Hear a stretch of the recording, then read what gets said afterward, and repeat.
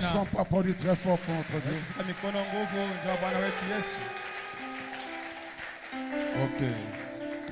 Nous allons écouter une petite exhortation, puis nous allons entrer dans la prière pour aujourd'hui.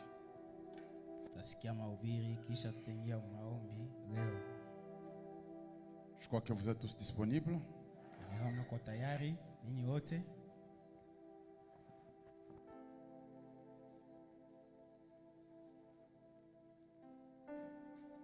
Ce soir, que le Seigneur vous bénisse. Est-ce que vous êtes dans la joie de venir dans la maison de Dieu? Si vous êtes dans la joie, applaudissez très fort pour la gloire de Dieu.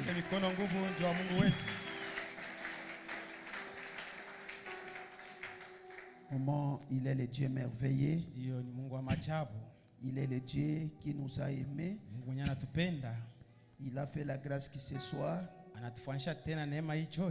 que nous venons dans la maison de Dieu. Je remercie encore le bon Dieu de la manière qui nous a permis que ce soir que nous soyons encore dans la maison de Dieu. Je remercie encore mon pasteur de la manière qu'il a permis que je puisse encore sortir ce soir. Nous prenons directement dans Matthieu 24, dans verset 28.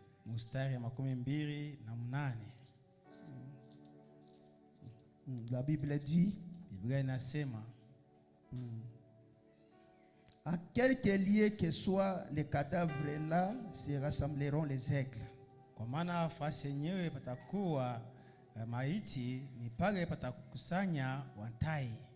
Nous prenons encore dans Job, dans chapitre 39. Nous commençons même dans verset 2 jusqu'à 10. La Bible dit,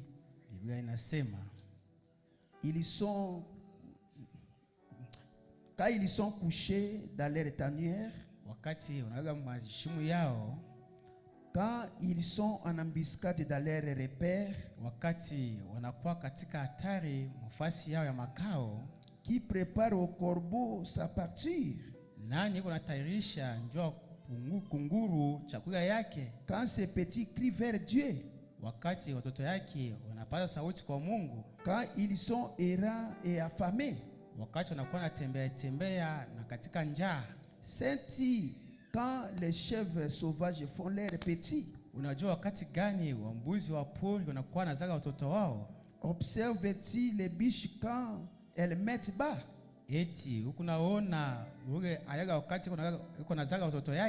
Compte-t-il les mois pendant qu'elle porte? Qu'elle les reporte?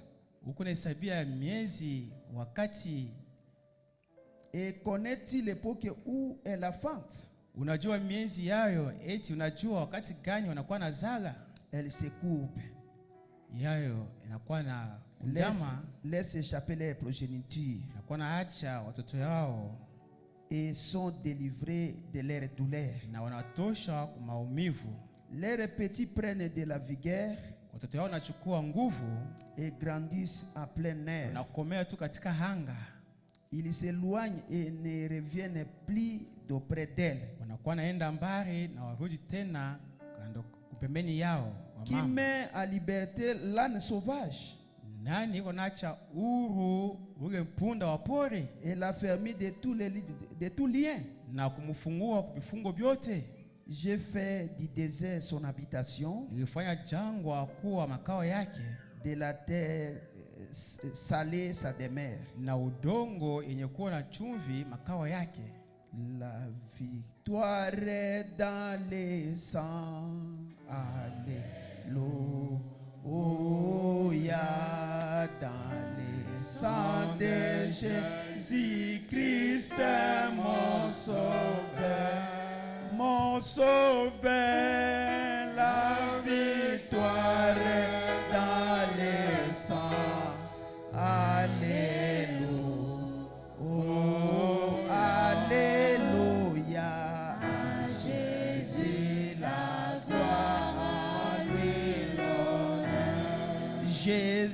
dit gloire, gloire, présence à l'agneau de Dieu. Gloire à l'image de l'honneur, la victoire est dans les sangs. Alléluia. Oh, Jésus, la gloire à lui l'honneur. Dieu bien-aimé, le créateur des cieux et de la terre, tu es notre Dieu, tu es notre Seigneur, tu es notre espoir. En dehors de toi, il n'y a pas l'espoir. En dehors de toi, il n'y a pas la solution. La solution à tous nos problèmes, ça s'est trouvé en toi, Seigneur. C'est à cause de cela, ce soir, nous avons besoin de toi. Toi, tu es notre solution. Toi, tu es le maître de l'inspiration. Toi, tu es notre berger. Toi, tu es notre bannière. Toi, tu es notre bouclier. Descends ce soir, Seigneur, que tu puisses manifester ta présence. Si nous sommes venus ici, Seigneur, nous savons que tu es notre espoir. Comme nous sommes venus devant toi, nous croyons que tu nous as déjà bénis. Puisque toi, tu es le Dieu qui ne maudit pas tes enfants. Toi, tu es le Dieu qui bénit tes enfants. Ce soir, nous avons besoin de ton être surnaturel, que ça puisse être au milieu de nous, Seigneur. Oh Dieu, bénis la parole que nous allons écouter ce soir. Bénis le peuple de Dieu. Bénis notre pasteur. Bénis notre interprète. Donne-nous l'attendement spirituel. Que toi, le véritable onction, que tu puisses descendre ce soir. Tout ce que le diable avait déjà préparé contre nous ce soir. Au nom du Seigneur Sauveur Jésus-Christ. Que ça soit sans effet. Commence avec nous, Seigneur. Termine avec nous. Nous te demandons ainsi, dans le précieux nom de notre Seigneur Sauveur Jésus-Christ. Amen. Amen. Vous pouvez vous asseoir. Naweza kuikala Comme vous êtes assis, hivi, unaisha kuketi. nous prenons dans Matthieu chapitre 6, Tutachukua Mathayo sura yake ya 6 dans verset 19 jusqu'à mstari wa 19 mpaka 26. 26. Matthieu chapitre 6, Mathayo sura yake ya 6 nous commençons dans 19 anza 19 jusqu'à 26. mpaka 26. La Bible dit, Biblia inasema, ne vous amassez pas de trésors sur la terre, msijiwekee hazina duniani où la teigne et la roue détruisent, pahali nondo na kutu zinapoharibu et où les voleurs percent et donc dérobent. na wizi wanavunja na kuiba. Mais amassez-vous des trésors dans les ciels, Lakini mjiwekee hazina mbinguni où la teigne et la ruine ne détruisent point, pahali nondo wala kutu ayaribu, et où les voleurs ne percent ni ne dérobent. wala wizi awavunji na kuiba. Car là où est ton trésor, Kwa maana pahali hazina yako iko, là aussi sera ton cœur. pahali moyo wako utakuwa. Alléluia. Amina. L'œil est la lampe du corps. Taa yayo ni L'œil est la lampe du corps. taa yo ni mwangaza ya mwili. Si ton cœur est en bon état, Kama mwili wako unakuwa sawa, tout ton corps sera éclairé. mwili wako wote utangazwa. Mais si ton œil est en mauvais état, Lakini kama jicho lako linakuwa mahali mbaya, tout ton corps sera dans les ténèbres. mwili wako yote itakuwa katika giza. Si donc la lumière qui est en toi est ténèbre, Basi nuru iliyo ndani yako kama hiyo ni giza, combien seront grandes ces ténèbres? ni giza gani kubwa! Nul ne peut servir deux maîtres. Hakuna mtu anayeweza kutumikia Car où bwana il wawili, haïra l'un kwa maana atachukia et mmoja aimera l'autre. na kupenda mwingine, Ou il s'attachera à l'un. au atachikamana méprisera l'autre. mmoja na kudharau mwingine. Vous ne pouvez servir Dieu et maman. Hamuwezi kumtumikia Mungu na mali. C'est pourquoi je vous dis, Kwa hivi ninawaambia ninyi, ne vous inquiétez pas pour votre vie de ce que vous mangerez, msisumbukie maisha yenu nini mtakula, ni pour votre corps. au mwili yenu De quoi vous serez vêtus? wala mtavala nini. La vie n'est-elle pas plus que la nourriture? Maisha si zaidi ya chakula, Et le corps plus que les vêtements? na mwili zaidi ya mavazi. Alléluia. Amina. Regardez les oiseaux du ciel. Mwangalieni ndege za anga, Ils ne sèment ni moissonnent, ya kwamba wao hawapandi wala hawavuni, et ils amassent rien dans les greniers, wala dans des greniers. hawakusanyishe kitu mgalani Et mugala, votre Père céleste les nourrit. na Baba yenu wa mbinguni anawalisha. Ne valez-vous pas beaucoup plus que?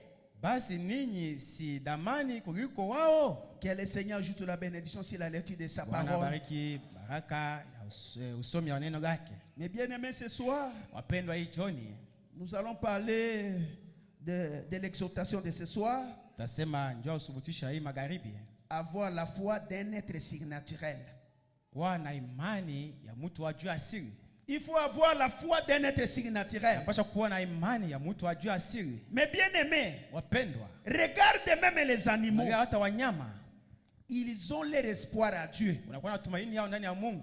Ils n'ont pas de provision. Hawana hata na chakula, wanachunga. Alléluia. Amina. Ils n'ont pas de maternité. Hawana hata fasha kuzalia. Mais la Bible dit, Biblia inasema leur Dieu est en train de les regarder. Mungu wao anakuwa na uchunga. Mais qu'en est-il de moi et vous? Kimi itakuwa je juu yako na mimi? Des créatures qui sont créées par Dieu. Sisi viumbe tulimbiwa na Mungu. Alléluia. Amina. Ça correspond mes bien-aimés. Kwa maana wapendwa, Comme dans Job 39, sasa hivi katika Yobu dans 19 4. -39, C'est quand les chèvres sauvages font leurs petits. unajua wakati gani waimbwa wa mwitu wanakuwa nazaga watoto yao? Quand les chèvres sauvages font leurs Wakati petits. wa mbuzi wa pori wanakuwa nazaga watoto yao. Observe-t-il les biches quand elles mettent bas? Eti unaona ayaga wakati wanazaga watoto yao. Compte-t-il les mois pendant lesquels elles portent? Eti unahesabia mamiezi yenyewe unakuwa nachukua mimba. Et connaît-il l'époque où elles enfantent? Na unajua fasi gani wanakuwa nazaga? Elles se courbent. Na wao Laisse wanakunjama. échapper leur Na progéniture. wanaacha tu watoto yao wanatoka. Et sont délivrés de leur Na douleur. wao wanatosha kwa maumivu yao. Leurs petits prennent de la vigueur Watoto yao wanachukua nguvu. et grandissent en plein air. Wanakomea tu katika anga. Ils s'éloignent. Na wanaenda Ils mbali. ne se reviennent plus donc auprès Na d'elles. hawarudi tena kupembeni yao ya mama yao. Ou met à liberté l'âne sauvage Na inakuwa naacha uhuru ule punda wa pori.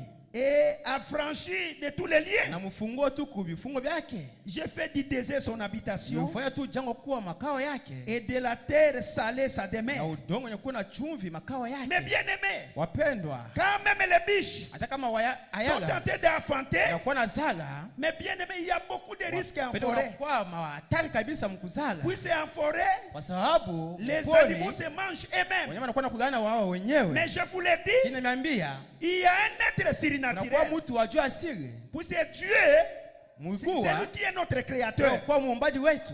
Il connaît même le nombre de nos chevelures. Anajua hata wingi wa manywele yetu, Il connaît même le nombre de sables. anajua hata wingi wa Il mavumbi, connaît même des moineaux. anajua hata wa ndege kidogo, Il connaît même des fourmis. anajua hata nyengelele. Oh, mes bien-aimés. Oh, wandugu Et wapendwa, la foi à Dieu. muwe na imani ndani ya Mungu, Et la foi à un être muwe na surnaturel. imani ndani ya mtu wa juu asili. Si vous avez la foi à un être Unakuwa na surnaturel, imani ndani ya mtu wa juu asili, Dieu doit faire quelque chose dans unafanya votre jambo vie. moja kwa maisha yenu.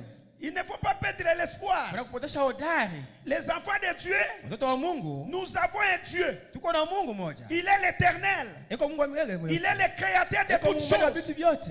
Alléluia. Amina. Comme David disait, Daudi anaanza kusema, l'éternel est mon berger, Bwana ni mchungaji wangu, je ne manquerai de rien. sitakosa hata kitu. L'éternel est mon berger, Bwana ni mchungaji wangu, je ne manquerai de rien. sitakosa hata kitu. Je ne peux pas s'inquiéter aux choses de Mimi ce siwezi monde. kuangaikia vitu vya maisha, Mais moi, lakini mimi je suis un fils de ni Dieu, niko mwana wa Mungu. comme Jésus est fils de Hivi Dieu, niko mwana wa Mungu. il est Jéhovah Jireh. Yeye ni Yehova Jireh. Il pourvoira tous mes besoins. Atairisha kwa mahitaji yangu yote. Alléluia. Amina. Et foi, Na mwe na imani oh, d'un être surnaturel. ndani ya mtu wajua asili. Mais aujourd'hui, beaucoup de gens n'ont pas la foi de Leo cela. watu wengi wanaona imani. Comme notre pasteur nous avait prêché le Pastor wetu dimanche. alituhubiri siku ya yenga.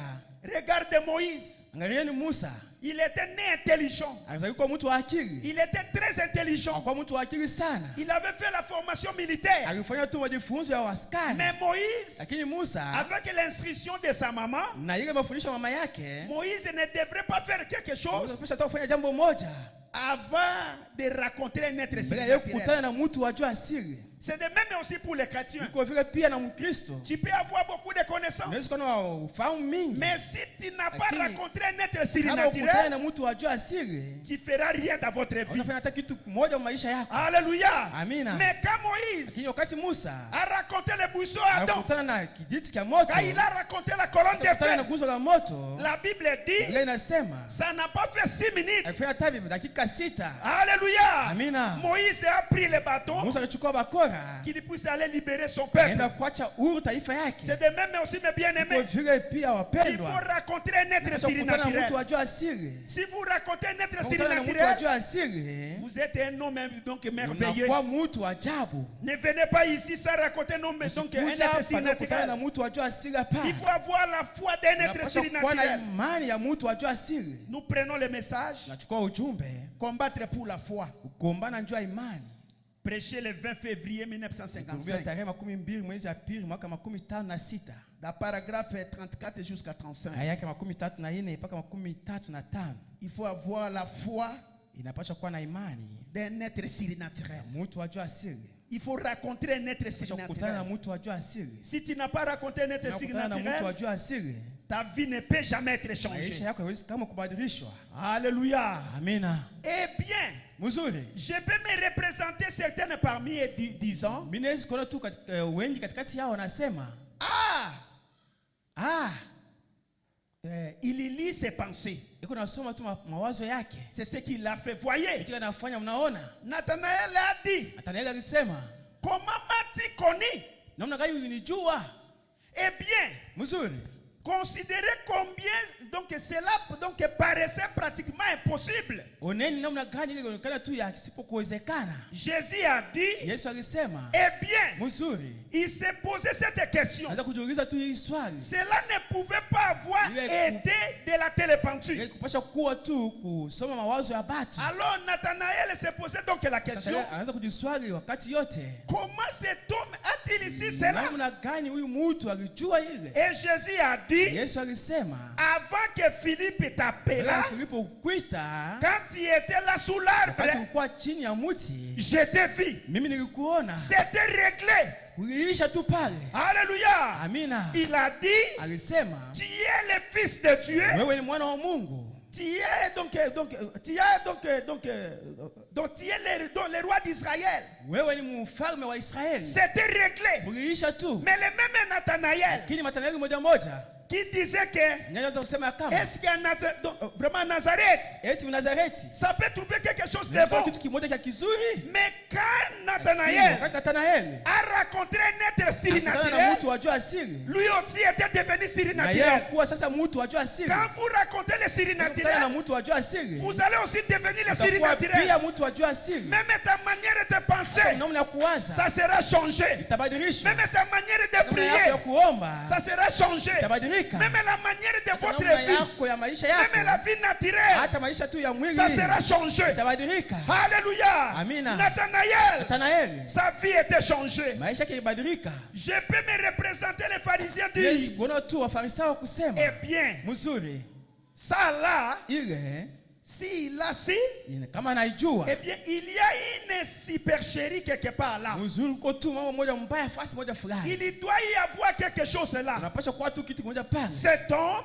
Huyu mtu et finalement, ils ont tiré cela. na mwisho wa vyote balikokota tu Ils ile, ne pouvaient pas comprendre cela. unapaswa tu kuelewa ile Car mambo, on ne peut pas comprendre Dieu. Kwani hauwezi kuelewa Mungu. On reçoit Dieu par la foi. Unapokea Mungu kwa kupitia Alléluia. tu imani. La connaissance de Moïse Ufahamu ya que sa Musa mère lui avait ndiye donné. mama yake La alimpatia. connaissance de Hiyo Nathanaël. ufahamu ya Il Nathanaeli. ne devrait jamais comprendre Alipasha Dieu. kama kuelewa Mungu. Mais il faudrait Ili que ilipaswa tu Nathanaël puisse Nathanaeli rencontrer un être akutane na surnaturel. mtu wa juu asili. Jésus était un homme Yesu alikuwa surnaturel. mtu wa juu asili. Alléluia. Amina. Il était un homme Alikuwa surnaturel. mtu wa juu asili. Avant de comprendre Kuelewa Jésus, Yesu. il faut entrer dans le Unapaswa surnaturel. kuingia katika Si wa tu juu n'entres pas asili. dans le surnaturel, Kama uingie mwa juu tu ne asili. devrais jamais comprendre Dieu. Hauwezi kama kuelewa Avant de Mungu. comprendre ce Bila kuelewa message, tu hii il faut ujumbe. entrer dans le Unapaswa kuingia surnaturel. tu mjuu asili. Avant de comprendre le Bila prophète, kuelewa hata il faut nabii. entrer dans le Unapaswa kuingia surnaturel. tu kitu kia juu Il asili. faut avoir la foi de Unapaswa kuwa na surnaturel. imani tu ndani ya mtu wa juu asili. Alléluia. Amina. On reçoit Dieu par la foi, Unapokea Mungu kupitia imani. pas par la connaissance. Hapana kupitia ufahamu. Vous pouvez bien lire toute la parole, Unaweza kusoma neno lote mzuri. à connaître chaque parole Kujua tu neno lote. et être néanmoins perdu. Na kuwa tu mwenye kupotea hata vile. Alléluia. Amina. Oh, moi je connais beaucoup Kwa lire mimi les najua messages. mzuri kusoma ujumbe. C'est bien. Ni Tu mzuri. peux lire les Unaweza messages. kusoma ujumbe. Tu seras comme un Nick éthiopien. Utakuwa sawa ule Un Nick éthiopien ule lisait, mtu wa Ethiopia mais alisema. il faudrait toujours Philippe. Lakini kulipasha tu Filipo. Tu peux lire les Unaweza messages, kusoma tu ujumbe. mais ça demande toujours Lakini Philippe. inalomba tu Filipo akuyeko. Quand il a rencontré Philippe, Kukutana sasa na Filipo. quand Philippe l'a Basi Filipo expliqué, alimfasiria. Alléluia, Amina. un Nick éthiopien Ule mtu wa a Ethiopia cru cela. aliamini Mais ile. bien aimé, Wapendwa, aujourd'hui, leo hii l'homme mtu a le torrent de la vie. anakuwa na chemchemu ya uzima. Tu ne peux pas comprendre la parole sans un homme. Hauwezi kuelewa tu neno bila mtu. Il faudrait raconter un homme Kukutana na surnaturel. mtu wa juu asili. Si tu n'as pas raconté un homme Kukutana na mtu wa surnaturel, juu asili. il faut raconter un prophète Kukutana surnaturel. na nabii wa juu Il asili. faut raconter un pasteur Kukutana na surnaturel. pastori wa juu asili. Alléluia. Amina. Avant de comprendre la Bila parole, kuelewa tu neno. il faut toi-même Napasha wewe vous mwenyewe rencontrer pata un kukutana être na surnaturel. mtu wa juu asili. Si tu n'as pas raconté un être Kama unakutana na mtu wa surnaturel, juu asili, tu peux même être perdu unaweza hata kupotea. avec beaucoup de connaissances de la Na uf- parole. Alléluia. Mais bien aimé, vous pouvez bien lire toute la Naweza parole, kusoma neno lote mzuri. réciter même toutes les brochures, Kutaya tama vitabu vyote vya nabii. à connaître chaque parole Kujua tu neno lote inakuwa ndani et yayo. être néanmoins perdu. Lakini kwa tu mwenye kupotea, Vous ne pouvez pas comprendre cela. hauwezi kuelewa hata kitu C'est vile. par la foi que Ni vous êtes sauvés. kupitia imani ndio unaokolewa. Alléluia. Amina. Au moyen de la grâce. Au moyen de la grâce. Kupitia neema, Pas par les œuvres. hapana kupitia matendo. Afin que personne ne se glorifie. Juu hata mtu mmoja asitukuze. Mais rapidement, Lakini aussitôt hata qu'il a vu wakati le surnaturel, Alléluia. Amina. Il a dit, alisema, tu es le fils de Dieu. wewe ni mwana wa Mungu. C'est ce que dit les croyants, Ndio kile mwaminifu wewe les rois unasema. d'Israël. Mfalme wa Israeli. Jésus a dit, Yesu alisema, puisque je t'ai dit cela, tu crois? kwa sababu nakwambia ile ndio unaamini sasa. Il a dit oui. Alisema ndiyo. Il a dit alors, Alisema sasa tu verras de plus grandes choses que utaona celles-ci. vitu vikubwa kupita hata hivi. Alléluia. Amina. En effet, Hivi c'était un croyant. mwaminifu. Est-ce que vous croyez cela? Eti unaamini Si ile? vous avez raconté le Kama kutana surnaturel, na mtu wajua asili. si vous avez compris le Kama surnaturel, watu wajua asili. vous allez faire de plus grandes choses. Utafanya vitu vikubwa. Ce que vous voyez ici, Unaona hapa. devant le Ya surnaturel, mtu wajua asili. Dieu va encore manifester de plus grandes Vitu choses. vikubwa. Est-ce que vous croyez cela? Eti unaamini? Oh, mes bien-aimés, Oh, penda. la saison que nous traversons à Life Wakati Tabernacle, tunatambuka life maskani. c'est la saison le plus merveilleuse. Kati ya majabu kabisa. C'est la saison de surnaturel. Wakati wajua asili. Le Saint-Esprit, c'est la saison de surnaturel. Wakati ajua asili. Mais un croyant, Lakini mwaminifu. il faut avoir foi de Unapaswa cela. kuwa na imani ya Il wajua faut asili. palper cela. Unapaswa kugusa Si ile. tu as palpé cela, Gusa ile. oh mes bien-aimés, Oh, wapendwa. tu seras un homme merveilleux. Utakuwa mtu wa ajabu. Toutes les affaires seront en marche. Vitu vyote vitendeka mzuri. Life Tabernacle est déjà en marche. Life maskani ishakuwa Mais le kwenda problème mzuri. est que- Lakini mambo ni Entrez dans le surnaturel. uingie ndani ya wajua asili. Et la foi de Na siri Muwe na naturelle. imani ya mtu ajua siri. Rencontrez les buissons ardents. Kutana na kijiti cha moto. Alléluia. Amina. Si vous rencontrez les buissons Kutana na ardents, kijiti cha moto. vous êtes un homme émerveillé. Na kwa mtu ajabu. Vous êtes un peuple béni. Kwa taifa yenye kubarikiwa. Nathanaël, Nathanaeli il avait rejeté sa connaissance. alitupa ufahamu Mais yake. Nathanaël Nathanaeli était entré dans les siri naturels. ameingia ndani ya wajua Quand siri. il est entré dans les siri Aliingia naturels, ndani ya wajua siri. il avait compris que Elewa kama c'est le Messie que Dieu avait Mesia envoyé. yenyewe Masia Alléluia. Mungu alituma. Il faut entrer dans les siri Kisha kuingia naturels. ndani ya wajua Il siri. faut avoir la foi des Kisha siri kuwa na naturels. imani ya wajua Aimer siri. une église de siri naturels. Pende kanisa ile ya wajua siri. Ne s'adhérez pas dans une église là où il n'y a pas de siri Mshingie naturels. kanisa ile mna mtu wajua siri. Aimez une église de siri naturels. Pende kanisa ile ya Est-ce mtu que wajua vous aimez siri. la parole? Eti unapenda neno. Vous aimez cette église? Unapenda hii Là kanisa. où on prêche la pleine Watu évangile. wanakuwa na ubiri injili kwa Là où on utele. démontre la puissance de Kuonesha Dieu. sasa uwezo ya Là où Mungu. on démontre les siri Na kuonesha naturels. tu mtu wajua siri. Alléluia. Amina. C'est très très merveilleux. Onya ajabu kabisa. Nathanaël Nathanaeli avait compris les siri leo naturels. sasa mtu wajua siri. Jésus était le siri Yesu naturel. alikuwa mtu wajua siri. Il était un être siri Alikuwa naturel. mtu wajua siri. Avant de comprendre la Leo parole, tu neno. il faut avoir la foi des siri Inapaswa kuwa na naturels. imani ya mtu Si tu wajua as la siri. foi des siri Kama uko na naturels, imani ya mtu wajua siri. tout est possible à celui qui Yote croit. itawezekana kwa yule anaamini. Alléluia. Amina. Il faut avoir la foi des siri Kuwa na naturels. imani ya mtu wajua siri. Nous prenons le message de l'ange du Seigneur, Kuwa ujumbe malaika wa Bwana. prêché le 18, Yenye kuhubiriwa Juillet tarehe 1951. 7 mwaka 51. dans paragraphe 11. Aya yake 11. Et le prophète dit, Anabii anasema, aujourd'hui nous disons, leo tuko nasema, quel miracle! oh miujiza gani? Nous allons à l'église, Tunaenda kanisani, nous payons nos dîmes, tuko na ripa cha 10 yetu, nous traitons bien nos voisins. tuko na kuishi mzuri na C'est wajirani wetu. merveilleux. Ni ajabu. Mais ce n'est pas ça ce que dont Jésus parlait. Aina ile ndio Yesu anaweza kusema. Jésus a dit, Yesu alisema, voici les miracles zameni miujiza qui accompagneront ceux qui auront cru. kasindikiza kwa taamini. À mon nom, Jina langu. ils chasseront les démons. Kuza mademona. Ils parleront de nouvelles Sasa langues. sasa. Ils saisissent des serpents Watashika manyoka. et boivent quelques breuvages mortels. Vyakula vinaweza kuua. Ils imposent les mains aux malades Wataweka et malades seront guéris. weka wagonjwa mikono. Alléluia. watapona. Amina. Ce sont là les miracles dont Jésus parlait. Ndio ile miujiza tunaweza kusema. Notre ministère a changé cela. Huduma yetu inabadilisha ile. Et on a dit, Wanasema, oh, voilà un vrai croyant. "Oh, tazameni mwaminifu wa kweli." Je vous assure, Anajikishia. il aime le Seigneur. Anampenda Bwana. Il fréquente l'église Yuko naenda mkanisa chaque moja. dimanche. Kila siku ya Il yenga. paye ses dîmes à Yuko l'église. nalipa cha 10 yake mkanisa. C'est bien. Mzuri. Il traite bien ses Yuko voisins. naishi mzuri na wajirani wake. Ça, Hii ce sont juste des actes moraux. ni matendo tu ya ajabu tu. Le Saint-Esprit dans l'homme Roho Mtakatifu ndani ya mtu démontre la puissance du huonyesha surnaturel. uwezo ya mtu ajua siri. Alléluia. Amina. Si le Saint-Esprit est dans l'homme, Kufanya ndani ya mtu ça démontre la puissance huonyesha surnaturelle. uwezo ya mtu ajua siri. Alléluia. Amina. Ce qui fait de lui un croyant, Yeye kuwa mwaminifu. c'est Dieu confirmant qu'il est Mungu un croyant. ajionyesha kama yeye ni mwaminifu. Voici les miracles Tazameni miujiza. qui accompagneront Tasindikiza. ceux qui auront crié. Wala watamini. Il est Jéhovah des miracles. Yeye ni Yehova wa miujiza. Là où il y a le Saint-Esprit, il faudrait que les miracles puissent s'opérer. Il faudrait que l'omnipotent puisse se manifester. Alléluia. Amina. Tu peux payer la dîme, c'est bien.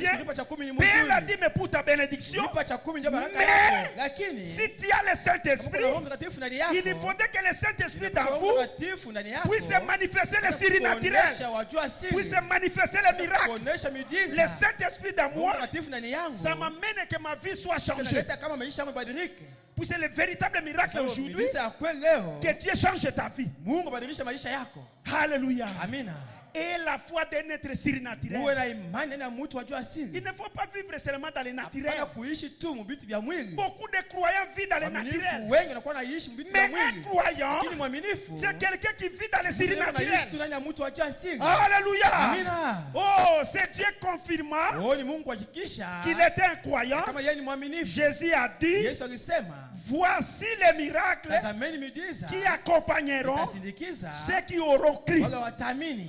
Alléluia. Amina. Alléluia. Amina. Très bien maintenant. Mzuri sasa. Les surnaturels, Wajua siri. c'est ce qui aveugle les hommes. Yajua siri kuna pofusha macho ya watu. Cela a aveuglé dans tous les âges. Pofusha macho ya watu vizazi vyote. Mais ne s'est pas merveillé Lakini aina ya de machabu. penser que Waza kama. là où les surnaturels est démontré, Fuashi yenyewe wajua siri là où anaonyeshwa. sont les aigles, Watu nakuwa watai. là où est le corps plutôt, Fuashi yenyewe là mwili iko. s'assembleront les aigles. Yo fuashi watai Ça a été ainsi au cours des âges. hivi vizazi vyote. Au cours de l'âge, Kadiri ya les vizazi. hommes somnolents dans la vie, Watu wenye na usingizi ils katika attendent maisha. leurs enseignants Wanakuwa nasikia walimu et leurs wao. philosophes et autres. Filosofia wao na Ils enseignent wengine. des théologies, Wanakuwa nafundisha mambo ya teolojia. mais cela ne satisfait pas le cœur humain. Ifurahishe moyo wa Quand mtu. vous enseignez la théologie, Unafundisha tu teolojia. personne avec la connaissance de la seconde venue mais Mtu tuna a-t-il ufahamu ya kuja kwa pili mkichwa. Moi je crois à la seconde Mimi venue, naamini kuja kwa pili. mais un menteur, Lakini mtu wa uongo, un adultère, mtu wa msharati, entrer dans le surnaturel. ingia katika Il mtu wa faudrait que asili. cette venue-là, Inapaswa kuja. c'est la venue des surnaturels. Kuja kwa mtu wa Quand asili. cette venue-là, Kuja. tu comprends cela, Leo tule kuja. ça va amener des miracles. Italeta miujiza.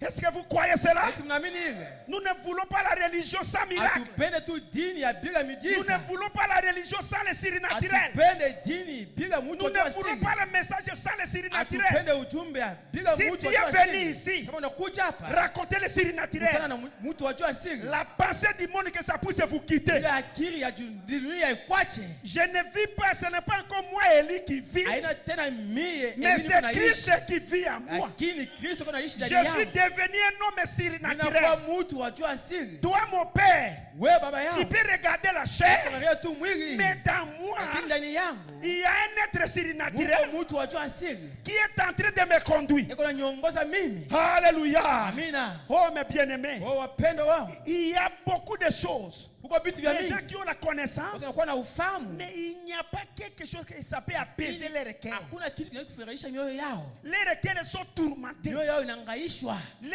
pensées sont souillées. Mawazo yao inachafushwa. Alléluia. Amina. Ils sont venus dans ce message, Kwa mwiu ujumbe. mais les pensées, Mawazo yao. il y a toujours l'habitude du monde. Muko paka. Mais desturi je te ya dis ce dunia. soir, Inakwambia hii Quand jioni. il rencontre un être surnaturel, le miracle doit s'opérer. Giza itatendeka. Alléluia. Amina. Quand le surnaturel apparaît, Wakati wajua asili comme ataonekana. cela le fit à l'époque de notre Seigneur Sasa Jésus, ilikuwa wakati ya Bwana wetu Yesu Kristo. après les braves sacrificateurs et d'autres Kisha wakoani wao na wengine. qu'ils avaient et leur érudits Nao na watu wenye kujifunza. et leur philosophie, Na watu wa filosofia hao. quand Jésus est entré avec les siens, Wakati Yesu wengine na watu wake. avec la puissance Na uwezo. et la démonstration de Dieu, Na kuonesha kwa Mungu. les gens se sont attroupés autour de lui Watu wakikusanya kando kando yake. pour écouter, Ndio kusikia. parce que Kwa sababu c'était quelque chose au-delà, kilikuwa d'au-delà kitu kimoja cha ngambo de tout ingine. homme connaîtra donc tout de suite. Na kila mtu atatambua tu mpaka pale. Est-ce que c'est le même message? Oui, Ni ujumbe moja moja ndio. c'est le même message, Ujumbe tu moja moja. mais moi j'ai rencontré les Mimi nakutana na surnaturels. mtu wajua asili. Est-ce que vous prêchez seulement le même message? Mpaka ujumbe moja moja. Quand je raconte les Mtu surnaturels, wajua asili. les naturels s'enfuient. Kitu cha mwili kinakimbia. Alléluia. Amina. Mais bien aimé, Wapendo wangu. si tu veux vivre avec Unapenda Dieu, kuishi na Mungu. il faut entrer dans le surnaturel. Tu ndani ya mtu wajua Si tu asili. n'entres pas dans le surnaturel, Auingie ndani ya mtu wajua asili. tu seras toujours en basse classe devant tes Utakuwa frères. tu mtu wa chini chini sana. Mais je te dis ce soir, Nakwambia hii jioni. entrez dans le Ingia surnaturel. ndani ya mtu wajua Si asili. vous entrez dans le surnaturel, Unaingia ndani ya mtu wajua quelque asili. chose doit se manifester dans ma vie. Maisha yako. Alléluia. Amina. Mais depuis lors, Kitangia. tu es dans ce message, Huko muhimu mais ujumbe. l'esprit d'adultère ne te quitte pas. Ile mpepo ya usharati Ça haikuachi. montre que Inaonyesha kama tu n'as pas raconté les haujakutana surnaturels. na mtu wajua asili. Jusqu'aujourd'hui, Mpaka leo. tu as toujours des petites copines. Huko paka na warafiki huo. Par exemple, Wanawake ça wanakuwa montre wafuata que dunia. Inaonyesha kama tu as eu l'instruction, mais tu n'es tu. pas entré dans le surnaturel. unapata tu ile Parce akili. que quand j'entre dans le Ukisha surnaturel, uingie ndani ya mtu wajua asili. c'est Jésus Wakati qui unaingia ndani ya colonise mtu wajua ma asili, vie. ni Yesu anaongoza maisha yangu. C'est Jésus qui me conduit. Yesu ananyongoza Dans mes affaires, biashara yangu. je mets le surnaturel Naweka avant. mtu wajua asili Même Fasi là ya où on ne kwanza. signe pas le contrat, Hata quand fasi moi je yenyewe, piétine mes pieds, wakati mimi nafika, les siri naturels entrent. wajua asili anaingia. Les siri naturels, c'est notre fétiche. Wajua asili ndio dawa yetu. Est-ce que vous croyez cela à l'église? Yesu mnaamini ile kanisa? Notre fétiche, Dawa yetu c'est les siri naturels. ni mtu wajua asili. Life Tabernacle, Life Maskani. notre fétiche ici, Dawa yetu hapa. c'est les siri naturels. Ni mtu wajua asili. Branham, il était un prophète siri naturel. Hakuwa nabii wajua asili. Notre pasteur, Pastori wetu il est un pasteur de siri ni naturel. pastori wajua asili. Nous, ses enfants, Sisi il watoto yake. faudrait aussi que nous soutenions le siri naturel. Wetu watu wajua asili. Alléluia. Amina. Oh, mes bien-aimés. Oh, wapendo wao. Le dimanche, les buissons Adam étaient manifestés. Siku ya yenga kijiti Est-ce cha que vous moto croyez cela? kilionekana. Eti mnaamini? Est-ce que vous croyez cela? Eti mnaamini? C'est une bonne religion Ile ni dini ya mzuri. de raconter les buissons Ya Adam. kukutana na kijiti cha moto. Alléluia. Amina. C'est très très merveilleux. Oh, ni ajabu kabisa. Il est le Dieu qui ne change pas. Ni Mungu mwenye asibadilikake. Il est le Dieu qui se manifeste. Mungu mwenye unajionyesha. Est-ce que vous croyez cela? Eti mnaamini ile? Racontez les signes naturels. Kutana na mtu wajua asili. Toi, ma sœur, Wewe dada yangu. racontez les signes Kutana naturels. na mtu wajua asili. La malice de ce monde. Ile ujanja ya dunia. La malice des filles de ce monde. Ujanja ya binti wa Je dunia. suis devenue une fille Mimi surnaturelle. nakuwa sasa binti wajua asili. Je ne suis pas une fille de messages. Sina tena binti wa kutumiana tuma ujumbe. Une fille qui conclut déjà leur mariage dans le téléphone. Binti unafanya tu ndoa yake msimu.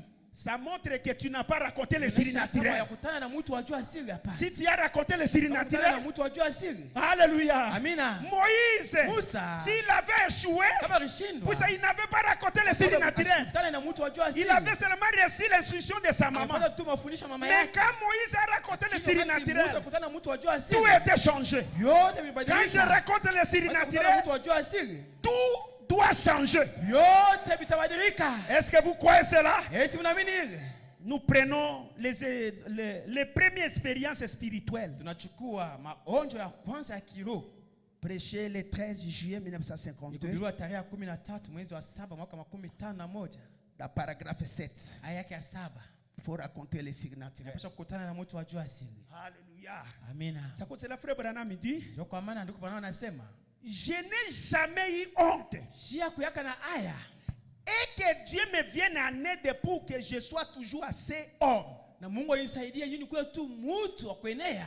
Pour me lever Ndio kusimama et exprimer mes convictions. na kusema tu benye mimi Frère naamini. Branham n'avait pas honte de ses convictions. Kwa na aya bitu benye anaamini. La conviction de frère Branham, c'est ma conviction. Bitu benye ndugu Bwana anaamini, ndio bika na mimi naamini. Alléluia. Amina. C'est ça ma conviction. Ndio mimi naamini. Car si Wani. je ne le fais pas, Kama mimi siifanye, je serai un traître pour Christ. mimi nitakuwa tu mtu mwenye anauzisha Kristo. Je crois au baptême du Saint-Esprit à l'ancienne Mimi tu mode. batizo ya Roho Mtakatifu mutindo ya kale. Ça, c'est notre Ave Maria. Huyo nabii wetu. Alléluia. Amina. Je crois au baptême du Saint-Esprit Mimi naamini batizo ya Roho Mtakatifu à l'ancienne mode. mutindo ya kale. Je crois Mimi naamini qu'un homme doit naître de nouveau. kama mtu anapaswa kuzaliwa tu mara ya pili. Sinon, Kwa bure. il est toujours un pécheur. Eko tu mutenda zambi. Même s'il a la connaissance du Anakuwa na 7e saut, ufahamu tu ya muhuri s'il wa n'est saba. pas né de nouveau, Kama kuzaliwa mara ya tu pili, es pécheur avec des brochures, uko mutenda zambi na vitabu vya nabii. pécheur avec des cravates, Mutenda zambi na kravati. pécheur au dieu de la chair. Mutenda zambi kumimbali. Il y a des pécheurs au dieu de la Kwa chair. watenda zambi kumimbali. Comment tu peux savoir? Unaweza kujua. Observer sa vie, Kujua observer ses actes. tazameni maisha yake. Vous allez seulement comprendre que c'est un pécheur. Yeye mutenda zambi. Pécheur avec la longue robe. Mutenda zambi na kanzo mrefu. Une pécheresse Mutenda zambi mwanamke avec la longue robe. na kanzo mrefu. Alléluia. Amina. Oh, Oh. ça c'est ce que le credo de Branham. Hii ndio vile Branham Est-ce que vous anaamini. croyez au credo ici? Munaamini hii Ça dini. c'est notre véritable credo. Hii ndio dini yetu. Je crois qu'un homme doit naître de nouveau. Mimi naamini kama mtu anapaswa kuzaliwa mara ya pili. C'est l'impératif. Hii ni mapashwa. Ce que Jésus avait dit à Nicodème, Ndio tu kile dois naître de Yesu nouveau. alimwambia Nikodemo unapaswa kuzaliwa mara ya Life pili. ce soir, Life hii magharibi. même si tu as la kama connaissance, una ufahamu, tu dois naître de nouveau. unapaswa kuzaliwa mara ya Si tu pili. n'es pas né de Kama nouveau, uzaliwe mara ya tu pili, es pécheur. uko mtenda zambi. Alléluia. Amina. Je crois que Minaamini ya kama c'est uniquement par la grâce de Dieu ni mpaka kupitia neema ya Mungu qu'il est appelé par le Saint-Esprit. ndio anaitwa kupitia Roho Mtakatifu. Nous ne recevons pas le Saint-Esprit Atupokee Roho Mtakatifu en croyant par la foi. kuamini kupitia imani. C'est un don gratuit de Dieu Ni zawadi tu ya bure qui inatoka nous kwa est Mungu. donné par la grâce de Dieu. Nimepewa kupitia neema ya Mungu. Je suis ce que je suis par la grâce de Dieu. Niko kupitia neema ya Mungu. Ce n'est pas que si le Saint-Esprit Dieu m'a donné, que je puisse devenir un orgueilleux. Non. Kwa mtu wa kiburi hapana. Si j'ai une bonne vie de la Kama parole, maisha mzuri ya neno c'est la grâce. ni neema. Je suis ce que je suis par la grâce de Dieu. Niko kupitia Je neema. serai enlevé par la grâce de Dieu. Nitanyanyuliwa kupitia Ma vie neema. a changé, c'est par la grâce de Maisha yangu Dieu. inabadilika kwa Ce n'est neema. pas par mes efforts. Haina kupitia nguvu yangu. Je comprends le Leo surnaturel. tu mtu ajua C'est par la grâce de Dieu. kwa neema tu. ya Beaucoup de Mungu. gens de ma génération, Watu wengi wa ils sont dans les dénominations. wanakuwa madhehebu. Ils sont dans la confusion. Wanakuwa katika mvuruko. Mais si moi Dieu m'a fait la Lakini kama mimi grâce, mnanifanyisha neema. combien de filles Wabinti wangapi qui sont en train de marcher nus, wanakuwa natembea tu qui uchi. chaque jour, ils sont en train de courir derrière les hommes. Mais si ma vie Lakini est mimi kama stabilisée, maisha yangu iko tu c'est par la mzuri, grâce de Dieu. Ni kwa neema ya Mungu. Est-ce que vous croyez cela? Eti unaamini ile? C'est par la grâce de Dieu. Ni kwa neema ya Mungu. Alléluia. Amina. Oh, Oh. c'était donc gratuit de Dieu Ni zawadi tu ya bure qui nous ya est Mungu. donné par la grâce de Dieu. Natupewa tu kwa C'est neema ya là Mungu. que je suis en désaccord avec ma propre église. Ni pale mimi sipatane na kanisa yangu. L'église d'où je suis venu, Kanisa yenyewe mimi natokea. l'église des baptistes, disant, Kanisa ya Wabatista naweza kusema. on a dit Wanasema qu'on reçoit le Saint-Esprit Mungu anapokea tu Roho Mtakatifu quand on croit. wakati unaamini. J'ai dit que c'est au contraire à la Bible. Nilisema hii inapinganisha Biblia. Paul dit à l'acte 19, Paulo anasema il a Matendo demandé à se 19, baptiser là-haut. aliuliza watu Qui Wabatista suivait Apollo, il a dit, wanaweza kufuata Apollos, wanasema avez-vous reçu le Saint-Esprit eti mlipokea Roho depuis que Mtakatifu vous avez crié? tangia mliamini? Non, Hapana. pas quand vous croyez, Hapana wakati mais unaamini. depuis que vous avez crié. Tangia wakati mliamini. Premièrement, vous croyez, Ya kwanza mnaamini. et le Saint-Esprit est le don de Dieu Na Roho Mtakatifu ni zawadi ya qui Mungu. vient en vous. Inakuwa ndani yenu. C'est différent. Inachana. Ce n'est tout à fait différent d'être sauvé Hii inachana tu na kupata et d'être wokovu. appelé en Dieu. Na kuitwa ndani ya Mungu. Ndani ya Maintenant, Mungu. il vous faudra donc surveiller. Sasa nimepaswa kuangalia mzuri. Je crois que l'esprit de l'homme a été formé avant que tous les surnaturels aient été formés avant le naturel. Mimi naamini kama roho ya mtu ilimbiwa mbele ya mtu wajua asili kufanyika. Hallelujah. Kitu cha mwili. Je crois que Mimi naamini kama tout dans le naturel vyote mu mwili humu marche en harmonie biko natembea mapatano ou devrait marcher en harmonie avec le spirituel. bikipasha kutembea tu mapatano Autrement dit, ya kiroho. C'est comme ceci. Mkusema kwingine biko Quand hivi. un enfant naît, Wakati mwana anazalika, quand une personne est née de l'esprit, wakati mtu anazalika na roho, il y a trois éléments kuko vitu vitatu qui étaient sortis donc, du corps de Christ toka mwili ya Kristo pour former le corps spirituel de kufanya Jésus-Christ. tu mwili ya kiroho. Croyez-vous cela? Eti mnaamini L'eau, maji, le sang damu et l'esprit, na roho. c'est exactement ce qui était sorti de son Kweli corps. kweli vyenyewe vilitoka mwili yake. Eh bien, ce Yesu sont ni mzuri. exactement les éléments qu'il faut pour entrer dans son corps. Ni vitu vyenyewe vinapaswa ndio kuingia Ça mwili cela, yake. autrement dit, frère Branham me dit Kusema que la pengine nouvelle ndugu naissance anasema, c'est un gâchis. Kuzaliwa mara ya pili yao ni buchafu.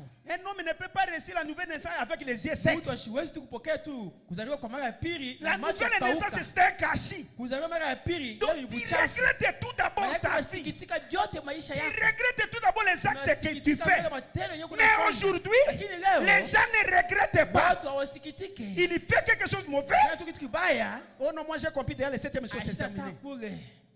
Non, mais bien aimé, Hapana wapendwa. avant d'entrer dans le corps Ala mystique kuingia de tu ndani ya Christ, mwili ya il faut passer par les trois étapes. kupita tu hatua tatu. Alléluia. Amina. Mais bien aimé, Wapendwa. l'eau, le sang et l'esprit. Maji, damu na roho. Ça connaissera mes bien aimés. Kama wapendwa, C'est ça. Il faut quitter le naturel unatoka ya pour kimwili entrer dans le surnaturel. kuingia vya kiroho. Avant d'entrer dans le Kuingia surnaturel, vya kiroho. il faut que tu meurs en Christ. Unapaswa ukufe ndani ya Kristo. Il faut que tu meurs dans vos Unapaswa péchés. ukufe Il faut mzambi que tu yako. meurs dans tes raisonnements. Ukufe mawazo yako. Tu étais venu ici. Ulikuja hapa. La parole de Dieu doit te changer. Neno inapaswa kubadilisha. Alléluia, doit te laver. inapasha kukunausha. La mentalité dénominationnelle Mawazo ya kizehebu va te quitter. itakwacha. Avant même de prêcher ce message, Bila kuhubiri hata hiyo il faudrait que la mentalité dénominationnelle, pasha kama mawazo ya ce n'est kizehebu. pas que tu étais prédicateur là-bas, Haina kusema tu arrives ulikuwa seulement mhubiri, aujourd'hui, tu sois unafika tu prédicateur. leo Non, mjumbe, unakuwa mhubiri. tu dois assis dans les bancs. Hapana, unapasha kuketi mubiti. Tu pousses chercher la nouvelle naissance. Tafuta mbele kuzaliwa mara ya pili.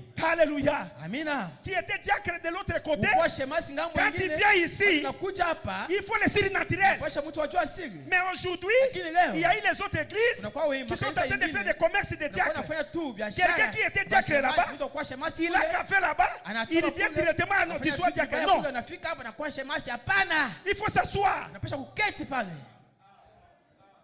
Alléluia. Amina. Tu ne peux pas avoir de grade ici. Hauwezi kuwa na macheo hapa. On t'a baptisé aujourd'hui. Unapatiza tu leo. Demain, tu deviens huissier. Kesho unakuwa tu Tu deviens shemasi. diacre. Non, Unakuwa shemasi. Hapana. il faut s'asseoir. Unapasha kuketi. Tu passes par les 3 étapes. Unapita mwatua tatu. Alléluia. Amina. Il faut passer par les 3 étapes. Unapasha kupita mwatua tatu.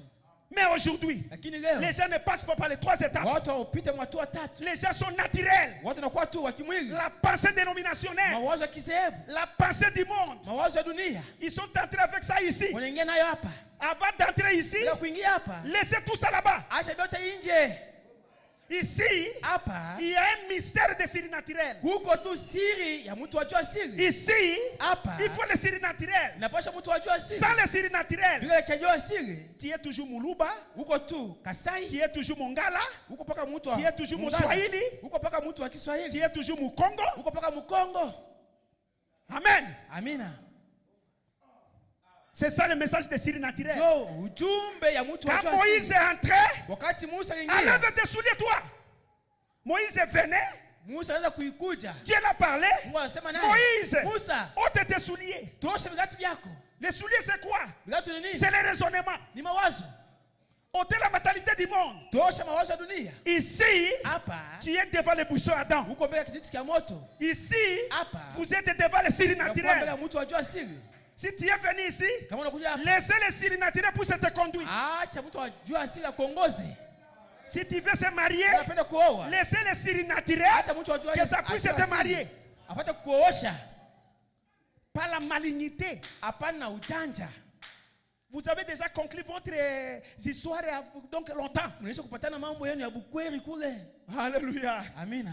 C'est comme mes bien-aimés. Iko sawa Vous wapendwa. voyez les pasteurs. Unaona pastori. Si le dossier n'est pas dans mes mains, je ne connais pas ça. Même si je vois. Kama mambo ile haina mikono yangu mishijue. Je vous l'ai dit, mes bien-aimés. Même si tu montes et tu Kama descends, unapanda unashuka. mais tu vas descendre à l'aéroport. Utashuka paka pa kiwanja. La malignité, ça va se détecter un jour. Ujanja. Devant le siri naturel, Bega mtu ajua siri. tout est nu.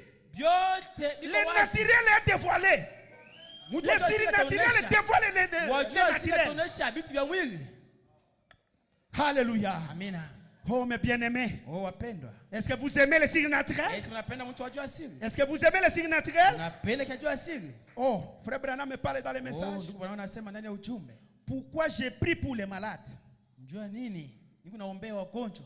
Prêché le 14 mars 1954. Bila tarehe 14 La paragraphe 33. wa 4 Non, 34 à 35. aya kama 13 Il faut entrer dans le signe naturel. Unataka kuingia ndani ya mtu ajua siri. Est-ce que vous aimez le signe naturel? Eti unapenda mtu ajua siri? Est-ce que vous aimez le signe naturel? Unapenda kijua siri? Le signe naturel. Kijua siri. La prière d'un chrétien. Maombi ya Mkristo Seigneur, ni Bwana. j'aimerais que le signe naturel puisse me changer.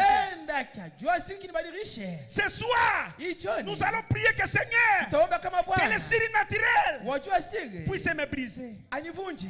Brise-moi, Seigneur. Univunje Bwana. Change ma vie, Seigneur. Badilishe maisha yangu Bwana. Exauce-moi, Seigneur. Nisikilize Je Bwana. suis devant le signe Niko naturel. mbele ya mtu ajua siri. Frère Branham me disait, Bwana anaweza kusema moi je peux partir, mais l'ange restera dans Biblia hizi l'église. kwenda lakini malaika atabakia Le signe mkanisa. naturel est ici ce Wajua soir. siri kwa hapa hii magharibi. Si vous êtes sincère, Kama uko na haki ya le moyo. signe naturel va changer tes Wajua pas. sasa badilisha tu maisha Le yako. signe naturel va te bénir. Siri atakuja. Alléluia. Amina. Le lendemain matin, Kesho kutu ya asubuhi elle a été envoyée à Washington, donc DC, ilitumwa kwa Washington sous DC droit d'auteur.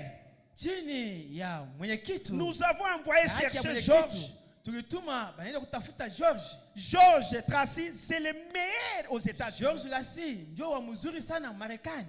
Il est le responsable du service de FBI, Yeye ndio anakuwa na madaraka ya kazi ya FBI. chargé des empreintes digitales Anakuwa na uzito ya ile mambo ya et des ya documents malama ya doutés. vidole. Mais bien aimé, la photo Na de l'ange, na madokumenti yote la yenye photo kuna de shakia. boussole à temps. Pour ce l'ange, c'est le boussole à temps. Kwa sababu malaika yone kijiti cha moto. C'est la colonne de feu. Guso la moto. Et il a gardé cela dans l'immeuble. Na Seul. chunga ile picha mu ile chumba shell. En observation pendant 3 jours. Kuangalia kadiri ya masiku 3. Nos photos de colonne de feu. Na hii picha ya guso la moto. Gardez ça dans votre église. Ile mapicha yenu maguso la moto muichunge makanisa yenu. Je peux croire là c'est vrai ou bien ce n'est pas vrai. Dieu ne va pas me kama ni kweli kama ina kweli Mungu. Mais ça, lakini hii il faut tirer attention. kukeba ange. Pourquoi Dieu avait permis que ça soit donc en Amérique? Njoo nini Mungu aliruhusa ikuwe. Puis c'est là-bas il y a des appareils sophistiqués. Kwa sababu mkoa byombo bizuri sana. Alléluia. Amina. Oh, 3 jours puis il nous a fait venir. Oh, kisha masiku 3 Et il a demandé qui est le révérend Branham. Mheshimiwa Branham ni nani? J'ai dit c'est moi. Nilisema ni mimi. Il a dit révérend Branham. Alisema Mheshimiwa Branham, vous mourrez comme les êtres mortels. utakufa saa mtu yoyote Mais akufa. a-t-il dit, Lakini alisema tant qu'il y aura une civilisation chrétienne, wakati wote kutoka mambo ya Kristo, votre photo vivra. picha yako itaishi. Il a dit, Alisema j'avais souvent dit que naweza kusema tu wakati yote c'était de la psychologie, ilikuwa tu mawazo ya mkichwa. mais l'œil mécanique Lakini richo ya de cet chombo appareil photo ya hii chombo ne ya prendra picha pas de la psychologie. haiwezi kuchukua tu mawazo ya mkichwa. Cette lumière Hii nuru a frappé l'objectif. inapiga kitu kia kweli. C'était là. Ilikuwa pale. Alléluia. Amina. Cette lumière Hii nuru avait frappé l'objectif. ilipiga kitu kia Mais kweli. aujourd'hui, Lakini leo si mon cœur est arrangé, moyo wangu inakuwa tu cette lumière, hii ça nuru va frapper mon cœur. J'aimerais que ce soit itangaza moyo wangu. que la colonne de feu Itapenda hii John nguzo la puisse moto. frapper l'objectif. Gusa tu kitu Que kia le kweli. surnaturel Wajua siri. puisse frapper l'objectif. Gusa tu kia kweli. Alléluia. Amina. Que les gens de ce monde puissent Watu témoigner. dunia wapata kushuhudia. Que dans mon quartier, les sorciers puissent témoigner. Quartier yangu walozi wapata Que kushuhudia. les garçons de mon école puissent témoigner. Watoto watoto Que les garçons de l'université puissent témoigner. Marafiki yangu wa university Que la colonne de feu a frappé l'objectif. moto inafika tu kitu kia kweli. Alléluia. Amina. Que les filles de l'université et les Wapiti étudiants wa university wapata puissent kushuhudia. confirmer Wapata que la kuhakikisha colonne de feu nguzo la moto a frappé l'objectif. inapika kitu kia kweli. Si la colonne de feu Nguzo la moto frappe l'objectif, inafika tu kitu kia il y kweli. aura des confirmations. Kutakuwa kuhakikisha. Alléluia. Amina. Et ainsi, Na hivi la photo est maintenant sous droit d'auteur. picha hii inakingwa sasa. Même à l'époque d'Obama, Hata wakati ya Obama est parti. Obama alienda. Il a signé les documents devant la photo de alitia l'ange. saini mbele ya picha malaika. Pourquoi? Njua nini? Pourquoi? Njua nini? Obama comprenait que Obama alielewa ça cause kama cela, il avait fait des mandats. Njoo kwa maana amefanya Puis mandat il avait reconnu le kwa sababu surnaturel. alitambua mtu wajua siri. Un païen Mpagano qui a reconnu le surnaturel. anatambua mtu wajua Et siri. Dieu l'a béni. Na Mungu anambariki. Mais moi, Lakini mimi qui crois à cela, leo naamini que la chose est dans mon cœur, na vitu vinakuwa ndani ya je moyo suis wangu. béni. Mimi nabarikiwa.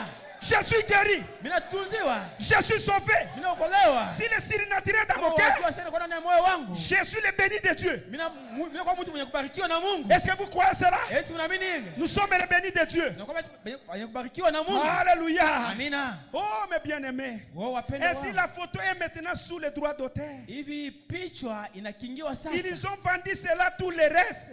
Inakuwa katika vile vingine Je vyote. prends cela, Mimi nachukua ile c'est tel que je le prends.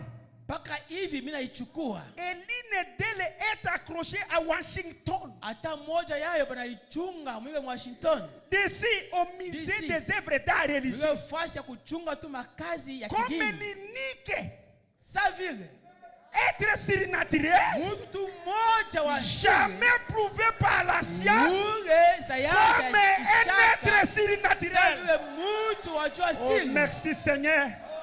Merci Seigneur. Asante Bwana. Que l'État puisse confirmer la parole. na serikali inahakikisha neno. Mais bien aimé, Oh, ce appelle. message est vrai. Hii ujumbe ni ya kweli. Si ta vie ne change Kama pas, maisha kwa tu ibadilike, ne seras jamais changé. hautabadilishwa Si kamwe. tu n'es pas béni, Kama tu ne ubarikiwe, seras jamais béni. hautabarikiwa kamwe. Si tu n'es pas sauvé, Kama uokolewe, tu ne seras jamais sauvé. hautaokolewa kamwe. Si tu as des Kama problèmes, uko na mambo, dis que Seigneur, sema Bwana, c'est toi qui avais confirmé ni wewe cela. hakikisha ile.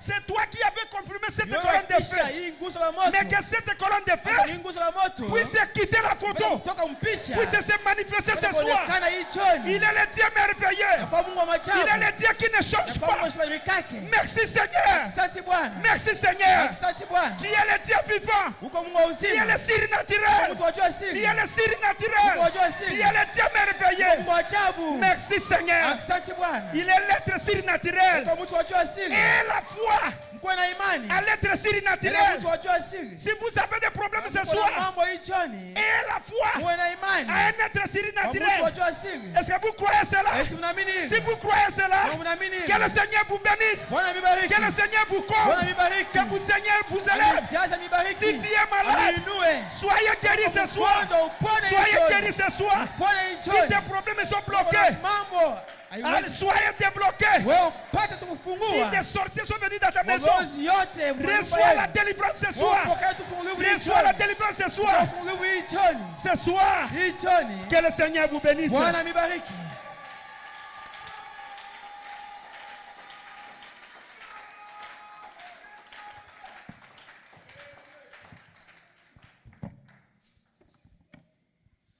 Est-ce qu'on peut encore applaudir très fort? Sisi tunakupika mikono njoo wa Mungu wetu. Le surnaturel change les choses. Wajua sisi tunabadilisha vitu. Et vous-même, vous devenez surnaturel. Na mwe benyewe mtakuwa tena hajua siri. Personne ne vous comprendra. Hakuna hata mtu atakuelewa mzuri. Personne Hakuna hata mtu ne comprendra. atakuelewa. Même ce que toi aussi même tu fais, Hata benyewe wewe mwenyewe tu kunafanya ne sais pas comment ça arrive. au juu namna gani vitu unafika. C'est pourquoi Frère Branham nous a dit, Kwa maana Bwana anatuambia aucun homme, hakuna hata mtu mmoja, aucune femme, hata mwanamke mmoja, aucune église hata kanisa moja ne prospérera jamais haitastawi kamwe sans d'abord bila mbele rencontrer un être kukutana na surnaturel. mtu wajua asili.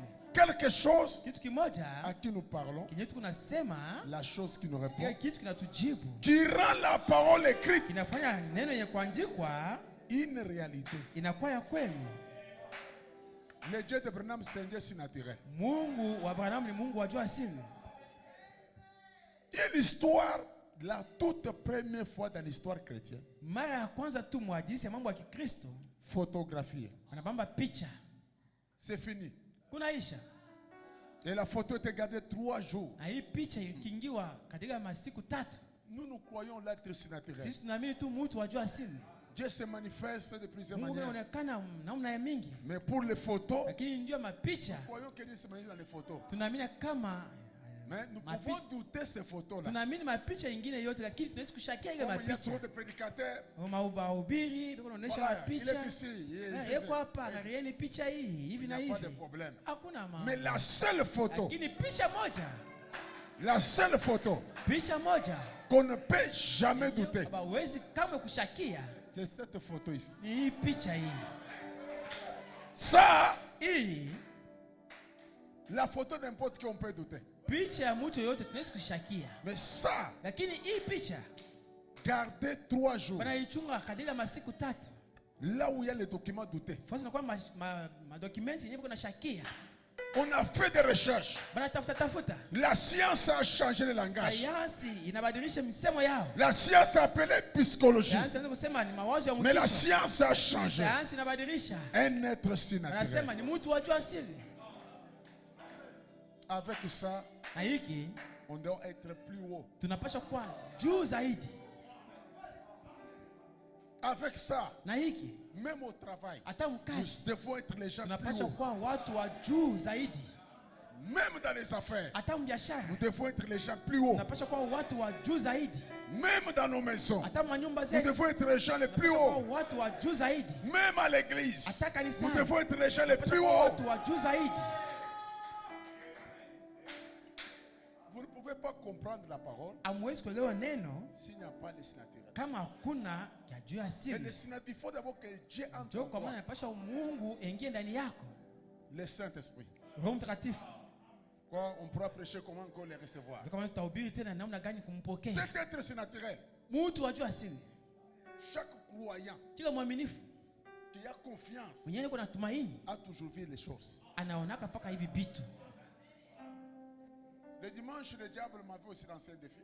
Siku ya yenga shetani anatupia pia tufe. J'avais prêché avec les buissons ardents, l'échec devient une réussite. Nilihubiri na kijiti kenye kuwaka moto, kushindwa kutakuwa kuweza. J'avais prêché Nilihubiri les chevaux de Oscar qui étaient perdus. ile wapunda wa Oscar ipotea, Mais on est allé demander à William Branham. lakini barienda kuuliza William Branham. Les chevaux 2 mois. Ile wapunda miezi mbili. Frère Branham a prié. Ndugu Branham aliomba, Les chevaux sont retrouvés. wapunda ilionekana. J'ai dit le même hier, aujourd'hui, éternellement. Nilisema iko moja moja jana, leo hata milele. Frère Branham dit, Ndugu Branham quand nous anasema prêchons la parole, wakati kunahubiri neno c'est facile. ni teketeke, Mais pour amener cette lakini parole sasa hili neno à une réalité, kuwe sasa kweli, c'est ça le problème. ndio mambo. Quand on prêche, Wakati kunahubiri et ce qu'on a prêché lakini tulihubiri nous amène inatuleka à sasa, une réalité, tuleta sasa kwa ukweli. là nous disons, il y a Dieu ici. Kwa hiyo tunasema sasa tuko Mungu hapa. Alors, le dimanche, Siku ya yenga à 20h, 21h, saa 12:21 on m'appelle wananiita Frère Gracieux, ndugu Gracieux, son enfant était perdu. mtoto yake alipotea. Le dimanche, Siku ya yenga après avoir prêché un grand sermon, kisha kuhubiri mahubiri kubwa, les buissons ardents, kijiti kinikuwaka moto avec les buissons ardents, na kijiti l'échec kinikuwaka moto, devient une réussite. ushindwa utakuwa kuweza. Oscar, Oscar, les chevaux étaient perdus. wapunda walipotea. Et le dimanche, Na siku ya yenga l'enfant de frère mtoto wa ndugu Gracieux perdu anapotea avec les voisins. Avec l'enfant d'un voisin. na mtoto wa jirani.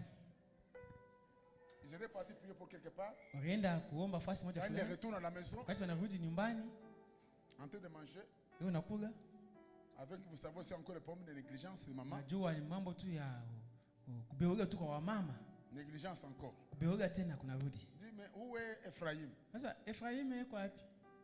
On regarde Wanaangalia l'enfant perdu. Efraimu ashina. Frère Garcia m'appelle, Ndugu Gracia ananiita, papa, l'enfant est perdu. baba mtoto anapotea. Sa femme pleure. Mke wake kuna ria, Papa, baba, j'aimerais voir ton Dieu. napenda kuona Mungu wako. C'est là que nous, les pasteurs, hein, Ndio fasi sasa sheba pastori. il faut avoir Dieu. Napasha kuwa na Mungu sasa. Quand on lance un tel Kama défi, natupa sasa tufe ya hivi. j'ai dit, Mimi nasema ayant prêché comme ça, kisha kuhubiri hivi, l'enfant perdu, mtoto anapotea et cet enfant-là meurt. na ule mtoto anakufa. Là, ce n'est pas le Dieu de Branham. Pale sasa haina Mungu wa Branham. J'ai dit, Jacques Christian, Mimi nasema Shemasi Christian, même si je suis fatigué, hata kama mimi nachoka, je vais partir. hata kama misha kuchoka, nitaenda. Le dimanche, moi, j'ai passé ici. Siku ya yenga Dimanche, Paka lundi, hapa. mardi. mie Dimanche, usiku dimanche, ya lundi. siwe mkazi mmoja kukatisha mkazi mbili. Iko hapa hapa. Je sais ce Dieu. Mimi nasema mimi najua huyu Mungu. C'est toujours le dimanche Mpaka siku ya yenga hivi qu'on me met à l'épreuve. ndio banaiweka mjaribu. La femme de frère Adrien Mke wa ndugu Adrien voulait mourir le dimanche. alifia kufa siku ya yenga. Nous étions dans la fête. Tulikuwa katika karamu, On l'a amené à l'hôpital. anampeleka tu On kwa a dit ça ne va pas. Wanasema biendeke. On l'a fait amener ici. Walimleta hapa. Dieu a agi. Mungu anatenda. Je me rappelle, Mimi nakumbuka le dimanche, siku ya yenga, la sœur Étoile Ngomba, dada aitwa Ngomba j'étais quelque part nilikuwa fasi moja fulani à l'anniversaire de ma femme. siku ya On m'a appelé encore la sœur mourante. dada kuna kufa. On l'a fait amener ici. Walimleta hapa. Dieu a donné solution. Mungu alileta jibu. Je me rappelle encore Nakumbuka tena la fille de cette sœur, la sœur Noëlla. binti wa huyu dada Itwali. L'infirmier avait déclaré n'a pas du sang. Mganga alisema ashina na damu, L'enfant va mourir. mtoto atakufa. Nous l'avons amené ici. Walimleta hapa. Ma femme avait pris l'enfant. Mke wangu alichukua La sœur mtoto. étoile à genoux. Dada étoile kwa Moi magoti, ici à genoux. mimi hapa kwa Dieu a magoti. répondu. Mungu alijibu. Cette fois-ci encore, Hii mara tena Dieu doit répondre. Mungu anapaswa kujibu. J'ai pris frère Jonas Ilichukua ndugu Jonas avec sa femme, na mke wake avec la sœur étoile, na dada étoile, frère Christian. ndugu Christian. Et moi, nous étions au nombre de 5. Hein? Tukwa bangapi? La Watano. classe. Tunaenda. Je l'ai redit dans mon bureau. Nilibambia katika Ça, ofisi yangu. c'est un défi. Hii ni tufe. Mais Lakini je me sens convaincu que quelque chose va arriver. mimi nasikia hakikisho kama kitu J'ai prêché ce sermon-là pour qu'il y ait un témoignage. Ndio kuya ushuda. Je l'ai exhorté les dimanches Niwakankamisha dans mon bureau. kwa ofisi yangu. Moi-même, là, fatigué. Mimi mwenyewe mwenye kuchoka. Les dimanches, j'avais prêché sans même pas mettre une goutte d'eau dans la bouche. Siku ya yenga nilihubiri bila kuna hata maji kidogo. Même pas. Hata Pendant toni que je ya voulais mettre les maji. gouttes d'eau, la voix me dit, hey, laisse ça. Nilifia kuna maji, sauti inaniambia acha. Quand cette voix me parle, il rit. Wakati ile sauti iko nasema nami nasemaka inaacha. J'ai dit, Nasema vous les deux sœurs, nini wadada wawili allez au coin là-bas. endeni mkona pale. Parlez au rocher. Museme na mwamba. La sœur et toi sont partis, sont partis. Dada itwage wanaenda wanaomba. J'ai dit, frère Christian, Nasema ndugu Christian avec Jack et Jonas, na Shemasi allez au coin là-bas. Jonas endeni mkona pale. Ils ont parlé. Wanaenda wanasema Moi na aussi, mwamba. Mimi pia à mon tour, j'ai parlé. wakati yangu mimi naenda. Et le matin, là, Na siku ayenga pale. j'ai prié comme Asubuhi ceci. pale J'ai prié comme ceci. niliomba hivi. Seigneur Jésus, Bwana Yesu, si quelqu'un là qui a pris l'enfant, kama ule mtu alibeba mtoto, même s'il est criminel, hata kama yeye ni muuaji, même si c'était un kidnappeur, hata kama ni mtu mwenye iko naiba watoto, mais aussi longtemps qu'il marche sur la terre, lakini wakati yote yenyewe kanatembea tu pa udongo hapa. si cette terre c'est toi qui as créé, Kama hii udongo ni wenjo que cette uliumba, personne laisse l'enfant. ule mtu ache mtoto. Si cette personne Kama ule mtu respire iko na les souffles de vie hii pumuzi ya qui uzima vient de toi, inatokea kwako wewe Mungu, même s'il est hata kama pharaon, yeye ni Farao, mais il y a un Dieu plus que pharaon. kwa Mungu ya kupita Farao. Seigneur, Bwana, si l'ange du Seigneur kama kaiko Bwana est réel, iko wa kweli, c'était l'invocation maintenant. iko kuita sasa. Si l'ange du Seigneur Kama kaiko Bwana est réel, iko wa kweli, qu'il aille arrêter la personne, shamisha ule mtu, qu'il laisse même l'enfant, acha hata mtoto, même si hata kama la femme de grâce a fait quoi? La femme de grâce a négligé. hata kama mke wa ndugu Mais Gracie ça m'attaque moi. alibeuka tu, lakini hii Parce que moi, j'ai inakomesha prêché. mimi. Kwa sababu mimi nahubiri Avec les buissons ardents, na kijiti kenye kuwaka moto, il n'y a pas d'échec. hakuna kushindwa. L'échec devient une réussite. Kushinda utakuwa kuweza. Alors maintenant même, Na sasa hapa sasa, si cette terre, kama même hii udongo, la terre de Lubumbashi, hata udongo ya on a Lubumbashi, toujours volé les enfants. mpaka tu watoto, Mais cet enfant ici, huyu mtoto on doit ramener l'enfant. kumrudisha.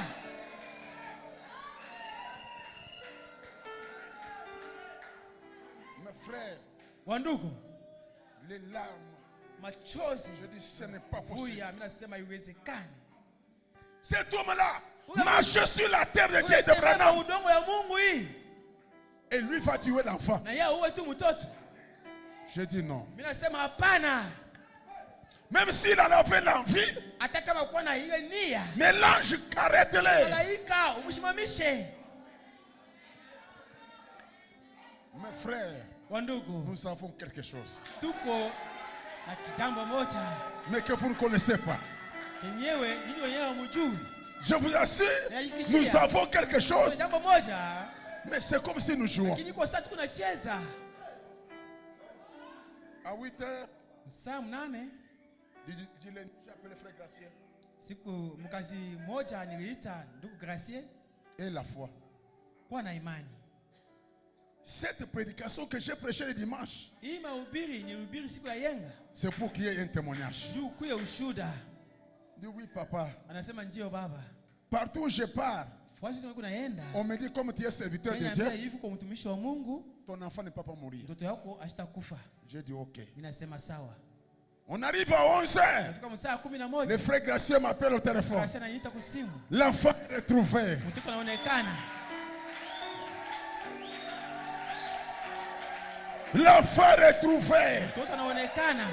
Hey, Eh, ma soeur, dada yangu. il y a Dieu ici. Uko Mungu hapa. Il y a un Dieu véritable. Mungu wa kweli yuko hapa. Il y a le surnaturel Wajua asili hapa. à qui on peut parler. Hawezi kusema naye. La chose nous répond. Na kitu kile kinatujibu. Oui. Ndio. Frère Gracieux, c'est la vérité, non? Gracieux ni kweli. Amina. Dieu qui enlève les défis. Dieu qui enlève les défis. Mungu yeye anatosha pinzani. J'avais dit à Dieu, Nimwambie Mungu, j'avais prêché nilihubiri que les bâtons de Moïse ya kama bakora ya Musa avaient avalé deux bâtons. nilimeza bakora mbili, Les bâtons de la magie bakora ya marifa et les bâtons de la sorcellerie. na bakora ya ulozi. Même s'il y a la sorcellerie Kwa ulozi dans leur famille, jamaa yao, mais le nom de Jésus-Christ lakini jina la Yesu Kristo avale kuna meza la puissance sorcière, uwezo ya ulozi, avale kuna meza la sorcellerie. ulozi yenyewe. Oui, c'est vrai. Hiyo ni kweli. L'enfant des voisins là Mtoto wa jirani ule a été aussi retrouvé naye grâce balimupata à nos prières. ndio maombi yetu. Quelque chose Jambo moja où on doit parler yenye tunaweza kusema qui ramène na kinarudisha la parole écrite neno yenyewe inaandikwa à une inakuwa realite. ukweli. Oh mes soeurs, Oh dada yangu, mes frères, ndugu yangu, nous avons quelque chose kuna jambo moja mais qu'on ne connaît pas la valeur. lakini atujue. Nous avons quelque chose, Kuna kitu kimoja parfois on n'est pas sûr. pengine tunahakikisha Oh, nous avons à voir un Dieu surnaturel. tunakuwa na Mungu wajua asili. Les surnaturels changent. Wajua asili unabadilisha. Mettons-nous debout. Tusimame bwima Avec les surnaturels, na wajua asili, tu deviens plus haut. utakuwa juu zaidi. Tu vas faire certaines déclarations Utasema misemo ingine qui ne viennent pas de toi. yenyewe itokee kwako. Je dis, Seigneur Jésus, Nisema Bwana Yesu, ce n'est pas possible. haiwezekani Ou bien ce sermon au hii mahubiri n'était pas venu de toi. haikutokee kwako. Prêcher un tel sermon, Mimi nahubiri tu mahubiri ya hivi. mais les surnaturels, tu dois confirmer. Sasa wajua asili unapaswa kuhakikisha. Oui. Ndio. Dieu de Branham vit encore. Mungu wa Abrahamu yuko naishi tena. Il agit encore. Atatenda tena. Il répond. Yuko na jibu. Même toi là-bas qui n'as jamais vu, Wewe pale uyaonaka. accepte d'abord. Shika mbele.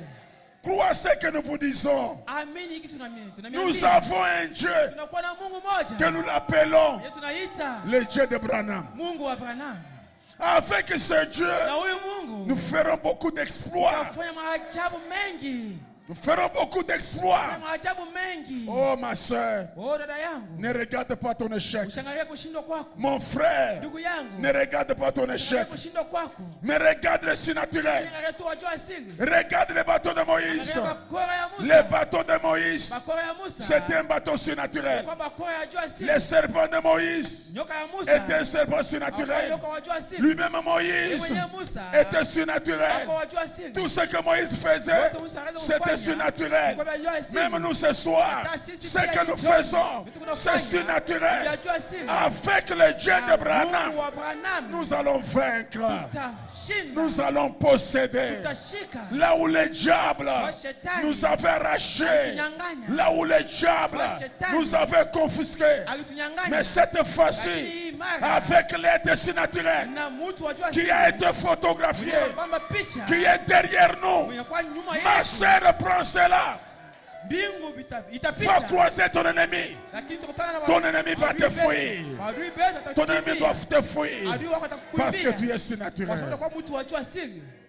L'offre divin, l'offre divin, brillera mon cœur est fait divin. le fin divin, Brilla mon cœur, brillera mon cœur. fait divin. Le fin divin, Brilla mon cœur, brillera mon cœur, le feu divin brûle dans mon cœur. Oui, mon cœur les loue. Mon cœur les loue. Avec fer. Avec ferveur, mon cœur les loue. Mon cœur les loue. Avec ferveur. Avec ferveur. Mon cœur les loue. Mon cœur les loue. Avec ferveur. Avec ferveur. Mon cœur les loue. Avec ferveur. Oui, j'aime Jésus. J'aime Jésus De tout mon de tout mon cœur. J'aime Jésus. J'aime ce Dieu. De tout mon cœur, j'aime Jésus, mais Jésus de tout mon cœur, j'aime Jésus de tout mon cœur. Alléluia. Alléluia, Gloire à son